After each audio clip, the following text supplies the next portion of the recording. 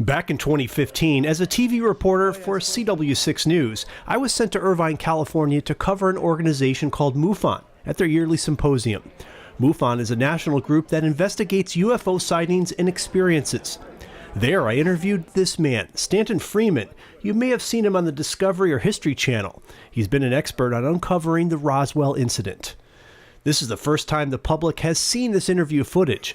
It was scheduled to be edited and aired in the San Diego TV market, but the story was cut from broadcast by a producer electing to cover some breaking news instead. Stanton Friedman just passed away this month, and I wanted to share this raw interview from 2015. All I have to say is listen with an open mind and decide yourself. I just need you to mark it on the tape. You can say and spell your name. My name is Stanton Friedman. That's Friedman. I was trained as a nuclear physicist, worked in industry on canceled government-sponsored research and development programs. Been interested in flying saucers since 1958. Have given over 700 lectures in all 50 states, 10 provinces, and 18 other countries. Written several books. I take a strong stand that the evidence is overwhelming. Planet Earth is being visited by intelligently controlled extraterrestrial spacecraft. In other words, some, underlined 27 times, some UFOs are alien spacecraft. Most are not. I don't care about them. Most isotopes aren't fissionable. So what? If I want to build a reactor, I use the one that is, Second conclusion is we're dealing with a cosmic Watergate, meaning some few people within major governments know what's going on. You don't keep secrets by telling everybody. I worked under security for 14 years. I've been to 20 archives, document archives. I've dug out, it's funny, 156 top secret NSA UFO documents. You can read one sentence per page. Everything else is whited out. You got a bunch of top secret CIA UFO documents. They're all blacked out. Anybody who says there's no cover-up doesn't know what they're talking about. My third conclusion is there are no good arguments against the first two conclusions. And the fourth is we're dealing with the biggest story of the millennium. Visits to planet Earth by alien spacecraft, successful cover-up of the best data, bodies and wreckage which have been recovered for 70 years. So it's a big story. What is the motivation behind the government to withhold this information from the public? What's the primary reason? Well, I'll have to guess at that. I don't work for the government, you understand. And they don't tell me what. First, you want to figure out how the darn things work. They make wonderful weapons delivery and defense systems with that extraordinary maneuverability, high speed, sharp turns, up, down, silently, no visible external engines, etc. Every Air Force would love to get his mitts on one of those. Second, so you set up your secret project, of course, since you have wreckage from Roswell and several other crashes that have occurred, Aztec, plains of San Agustin, Virginia in Brazil. Crashes occur. You set up your secret project. Rule number one for security is you can't tell your friends without telling your enemies. They listen to the radio and read the newspapers and watch television too, after all. The third problem is, what if an announcement were to be made by highly trusted individuals around the world? A little hard to find, but my favorite couple is the Queen and the Pope, saying, what if they were to say, indeed, aliens are visiting Earth, there are going to be a number of international conferences over the next 6 months, etc. What would happen? Church attendance would go up, mental hospital admissions would go up, stock market would go down because any uncertainty does that. But I think one of the biggest things that would happen would be that the younger generation, which unlike me wasn't alive when there wasn't a space program, we take space program for granted. That wasn't the case 70 years ago, the young people would push for a new view of ourselves, instead of as Americans, Greeks, Peruvians, Chinese, whatever, as Earthling. I mean, obviously, from an alien viewpoint, we are all Earthlings. We have trouble with that. The military budget this year on Earth is $1 trillion. We don't like each other very much. But the big kicker is nobody in power wants to give up power. No government head wants its citizens to owe their allegiance to the planet as opposed to that individual government. Nationalism is the only game in town. Like it or not, that's the way things are. What do you think is going to be the catalyst to break this open, to finally get it in the public? Well, you have several choices. The aliens could suddenly decide to land in the middle of the World Series. And hi, guys. More likely, what we really need is a Woodward and Bernstein who broke the political Watergate to break the lid off the cosmic Watergate. And for example, there are a couple of key facts that haven't made it into the media. In 1969, early, the University of Colorado study, Dr. Edward U. Condon, spent $500,000 studying UFOs. They recommended that Project Blue Book, which was ostensibly the only Air Force group concerned with UFOs, be canceled. It wasn't contributing anything to national security or intelligence, and I agree with that. So they asked an Air Force general, Carol Bolender, who had nothing to do with Blue Book. He was an engineer on a lunar excursion module, which landed successfully in 1969. And as he told me when I talked to him, I think I'm the only one who did talk to him 10 years later. We didn't see his memo until 10 years later. In it, he said, reports of UFOs which could affect national security are made in accordance with JNAP, Joint Army-Navy Air Force Publication 146, or Air Force Manual 55-11, and are not part of the Blue Book system. That's an extraordinary statement, because we've been told Blue Book was it, that's all there was. 2 paragraphs later, he said, if we close Project Blue Book, the public won't have a place to report UFO sightings. However, as already noted, reports which could affect national security would continue to be investigated using the procedures designed for that purpose. That violates all the Air Force press releases that have been put out for 50 years.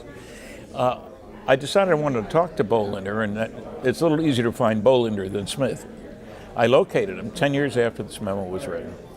And I gave him a little background. I worked under security for 14 years. I was interested in his memo and so forth. And I said, it sounds to me like you're saying that there were 2 separate communication channels for UFO reports. One for the cases that could affect national security, and I told him I just heard one last week. Guy told me that a saucer went down the runway to a Strategic Air Command base where nuclear weapons were stored. By definition, that's a national security problem. Not supposed to be anything there. Or if my wife and I are walking down the street and see a saucer fly by, big deal, it happens all the time. He said, yes, 2 separate channels of communication. I've got copies of the memo. Any Woodward and Bernstein out there, I'd be happy to share you. But you see, I can also show you copies of Air Force statements. Everything went to Blue Book, it's closed, there's no national security aspect, nothing more going on. That's a lie. I mean, I hate to say it, sometimes governments lie.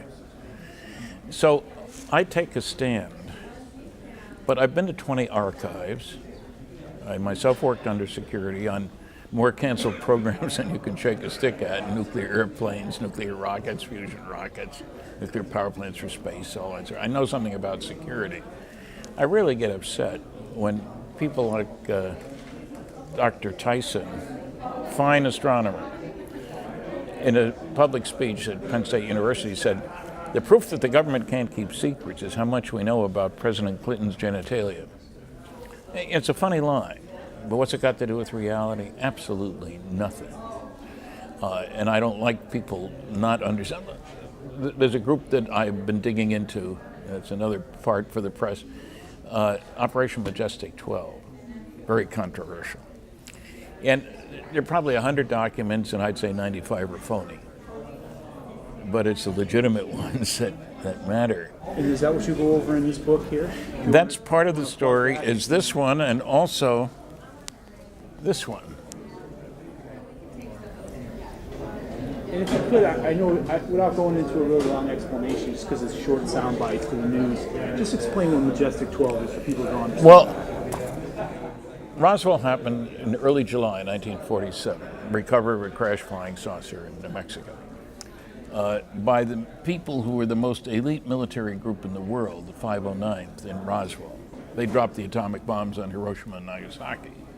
These weren't dinks with nothing better to do, just make jokes. And apparently as a result of that, by September, President Truman issued a memo to Secretary of Defense Forrestal, appointing him head of Operation Majestic 12. Whose job it was to deal with this saucer business. And it named the members of the team, 12 guys, half a dozen military, half a dozen scientists, and the Secretary of Defense. All outstanding people. I mean, you can look them up, they're easy to find. There was one shocker. One of the members of the committee, all of them were dead, the last one dying just 3 months before we got the roll of film on which this was. How convenient. Nobody to talk to.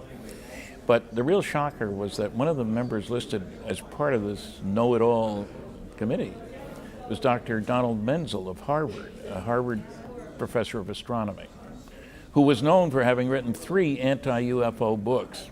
Total debunker. How could he be part of a committee? Everybody else had a high-level clearance. You could check that easily. Well, you don't need a clearance to teach astronomy at Harvard. Well, that bugged me. We better not say anything until we get this, because somebody's going to make us look like fools. Well, I had to get permission for 3 different people to look at Menzel's papers at Harvard, and was totally shocked to find that he wrote Jack Kennedy, whom he knew because Kennedy was on the board of overseers at Harvard before he became president. He and Menzel had breakfast together on some days.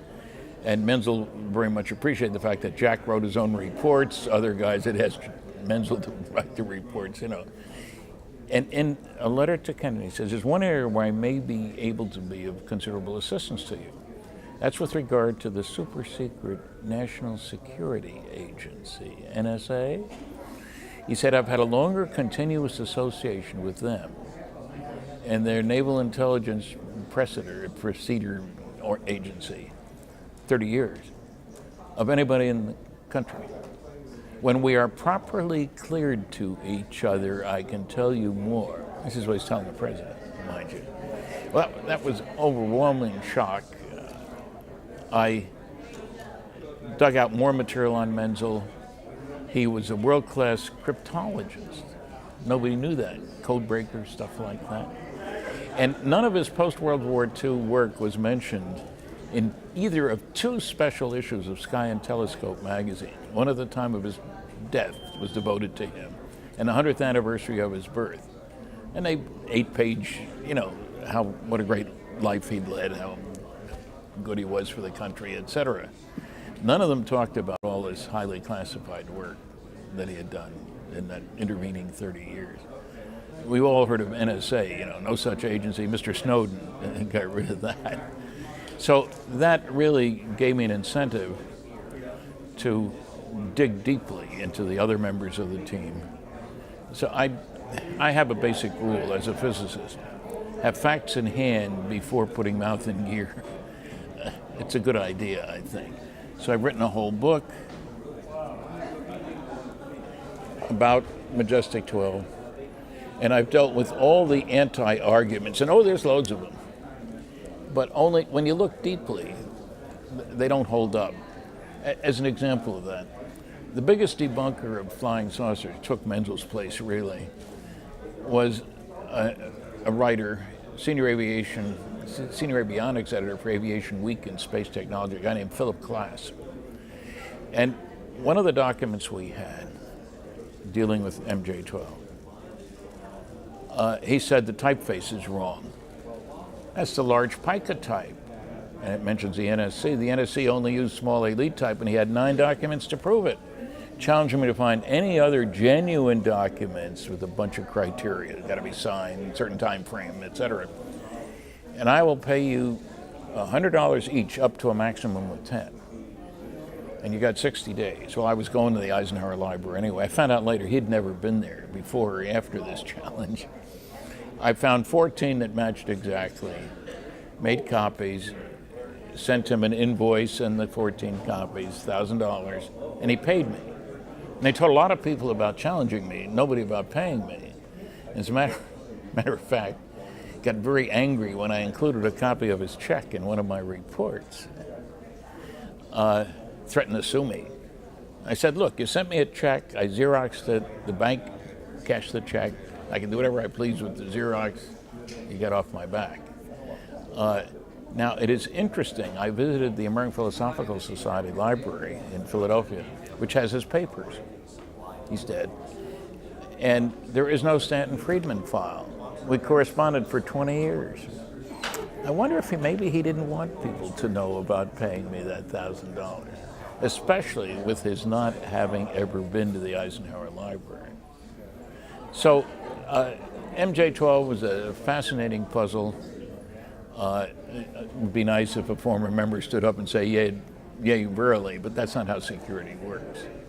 So I try to have, like I say, the facts in hand. And I get a little upset at the people who do their research by proclamation, not by investigation. That's not how science or journalism is supposed to work. You're supposed to have evidence. You know, I was just at a conference that was arranged by a police officer in England. And it was funny because both of us, basically independently, were stressing the need for evidence.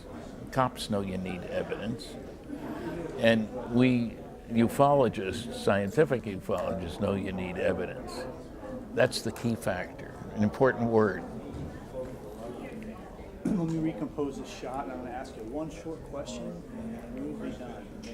What do you have to say to the naysayers out there that look at people like you or anyone else in ufology and say, oh, that's a bunch of hogwash, there's no such thing as flying saucers? What message do you have? Keep it short. Well, I say you've got to look at the evidence. In my lecture, I frequently talk about 5 large-scale scientific studies. I check my audiences, fewer than 2% have read any of them.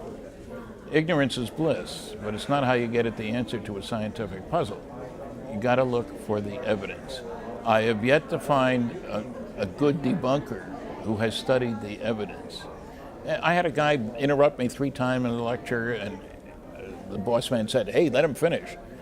Go to him in the question and answer period. He says, well, I'm sure one can come to opposite conclusions from the ones you've come to. I said, well, as I recall, you hadn't read any of those 5 large-scale scientific studies, right? Well, yes. I said, well, what's the difference between us? I gave you my conclusions. I gave you the sources on which I based my conclusion. I've read them all. You've read none of them. Whose opinion is worth more? Long silence. Perfect. Can I get a photograph with you? Sure. All right. That was